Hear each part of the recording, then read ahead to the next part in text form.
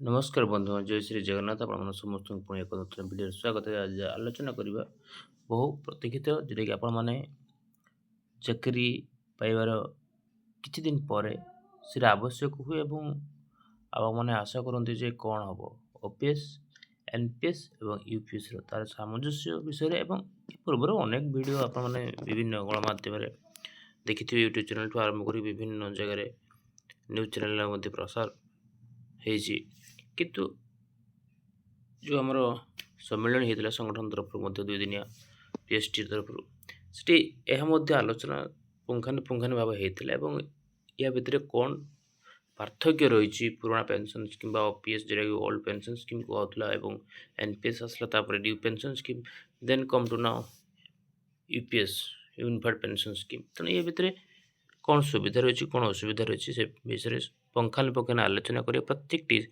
शिक्षक शिक्षयित्री तथा अन्य विभाग कर्मचारी जरूरी कारण जो मैंने कहते हैं 20 वर्ष 25 वर्ष चाकरी अच्छी कहीं मो पेंशन दाबी रखी कहीं से ऑफिस को जाइए आंदोलन करी मु कहि मु भी निजे कहूली किंतु यह संपूर्ण भूल धारणा कारण देखु 2001 रु बर्तमान जो मैंने अच्छा कंट्राक्चुअल ठिका नियुक्त पाखापाखि आप देखिए 25 वर्ष चाकरी होगा से भी आम भाई से यंग थे किंतु बर्तमान जो 2026 होती 25 वर्ष चाकरी जीवन हो जाए बर्तमान ऑफिस ना भी बासना पाऊना से भाभी बहुत वर्ष चाकरी अच्छी कहीं आम पेंशन डिमांड करूँ बर्तमान भी से अनुताप कर पेंशन बा चाकरी सरीगले कौन आम पाइबू मासक 600 बा 1100 टका भत्ता तो से विषय पुंखानुपुंखानु आलोचना देखो पुराना पेंशन नुआ पेंशन एवं एकीकृत पेंशन जोटा कि लागू से 3टा स्तर आम कि पॉइंट नहीं आप रखी देखो पुराना पेंशन बेले कौन कौन आप पाते कर्मचारी शेष दरमार 50% पेंशन भाव में पाई था यह सहित डीए टीआर मिलता है और यह स्थिरीकृत थिला। द्वितीय पॉइंट कौन अच्छी ओपीएस प्रति 6 मास डीए डीआर दर वृद्धि जमी पेंशन अवक्षय को रखापी यही डीए डीआर मिलता है। तृतीय नंबर अच्छी 17/12/1982 रिख सुप्रीमकोर्टर आदेश सरकार डीए डीआर बंद करेंगे ना बोली दर्शाई। चौथा पॉइंट अच्छी 1982 मसीहा सुप्रीमकोर्ट डीएस राय रे पेंशन कहीं दया दक्षिणा नुहे कहार दया दक्षिणा नुहे कर्मचारी को एक मौलिक अधिकार दर्शाई। 5 नंबर पॉइंट अच्छी मंत्री सांसद और विधायक मान पाइबे अथच कर्मचारी शिक्षक माने पेंशन पाइबे ना यह संविधान 14 विरोधी।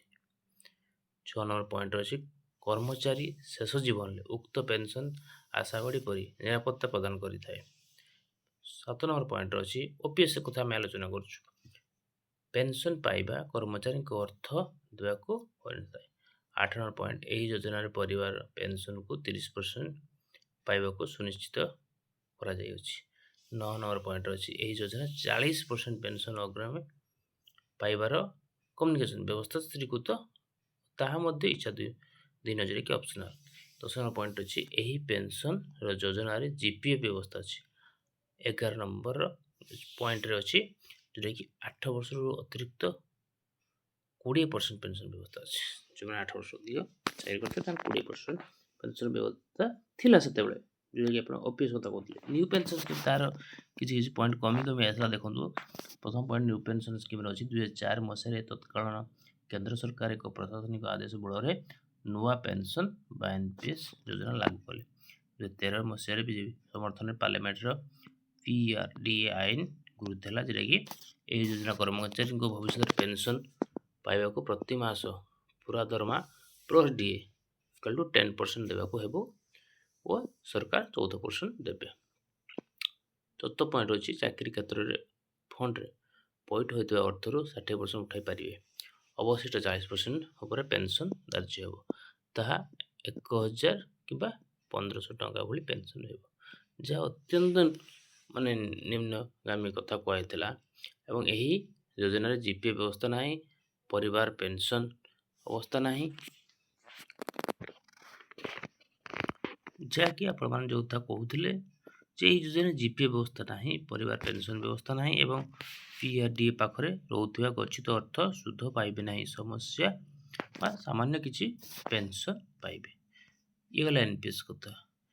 ଏକୀକୃତ ପେନ୍ସନ୍ ଯେଉଁଟାକି ଏକୀକୃତ ପେନ୍ସନ୍ EPS ଆସିଲା ଏବେ ନା କର୍ମଚାରୀ ଶେଷ ବର୍ଷର 12 ମାସ ଦରମାର ହାରାହାରି 50% ପେନ୍ସନ୍ ପାଇବେ ଯଦି 25 ବର୍ଷ ଚାକିରି କରିଥାଏ। ଯେଉଁ କଥା କି ଅନେକ ସମୟରେ ଆଲୋଚନା ହେଉଥିଲା, ବିଭିନ୍ନ ଗଣମାଧ୍ୟମରେ ପ୍ରସାର ହେଉଥିଲା ଯେ ଜଣେ ସରକାରୀ କର୍ମଚାରୀ EPS ନେଲେ କ'ଣ ହେବ। ତେଣୁ ଏଠି ମଧ୍ୟ ସେଇ କଥା ସ୍ପଷ୍ଟ ଅଛି ଯେ କର୍ମଚାରୀ ଶେଷ ବର୍ଷର 12 ମାସ ଦରମାର ହାରାହାରି 50% ପେନ୍ସନ୍ ପାଇବେ ସେ ଯଦି 25 ବର୍ଷ ଚାକିରି କରିଥାଏ। ଦ୍ୱିତୀୟ ପଏଣ୍ଟରେ ଅଛି 10 ବର୍ଷ ଚାକିରି କରିଥିଲେ ସର୍ବନିମ୍ନ 10,000 ଟଙ୍କା ପେନ୍ସନ୍ ମିଳିବ। କର୍ମଚାରୀ ମୃତ୍ୟୁ ହେଲେ ପେନ୍ସନ୍ର 60% ଦିଆଯିବ। ସରକାରଙ୍କ ଦେୟ ଦରମା ପ୍ଲସ୍ DA = 18.5 18.5 କର୍ମଚାରୀ ଦରମା ପ୍ଲସ୍ DA 10% ଗଚ୍ଛିତ ରହିବ। ଏହି ଅର୍ଥ ପେନ୍ସନ୍ ପ୍ରାପ୍ୟ ନୁହେଁ। ଏବଂ କମୋଡିଟି ବାବଦ ଯେଉଁଟାକି ଆପଣଙ୍କର କର୍ମଚାରୀ ବିଶେଷ ଦରମା 10 ଭାଗରୁ 1 ଭାଗ ପ୍ରଦାନ କରାଯିବ। 1/4/25 ଠାରୁ ମୂଲ୍ୟ ବୃଦ୍ଧି ଜନିତ କ୍ଷୟ ଭରଣା ପାଇଁ DA ଦ୍ୱାରା ପ୍ରସ୍ତାବ ରହିଛି। ଅତିରିକ୍ତ ପେନ୍ସନ୍ ସୁବିଧା ନାହିଁ। ପ୍ରଦାନ କରାଯାଇଥିବା ଅର୍ଥ ଉପରେ ଶୁଳ୍କ ଲାଗୁ ହେବ। 10% ହାରରେ ବା 10% ହାରରେ ପ୍ରଦାନ କରାଯାଇଥିବା ପେନ୍ସନ୍ ଫଣ୍ଡ ଦେୟ ପାଇଁ ଶୁଳ୍କ ଲାଗୁ ହେବ।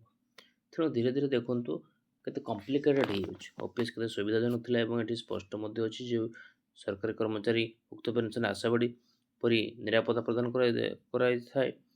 ଏବଂ ଏଠି ଦେଖାଉଛି ଯେଉଁ ବିଧାୟକ ସାଂସଦ ମନ୍ତ୍ରୀମାନେ OPS ପେନ୍ସନ୍ ପାଇବେ, କିନ୍ତୁ ସମ୍ବିଧାନ 14 ଧାରାରେ ଯେଉଁଟାକି ବିରୋଧ କରିଥିଲେ ଶିକ୍ଷକମାନେ ପେନ୍ସନ୍ ପାଇବେ ନାହିଁ।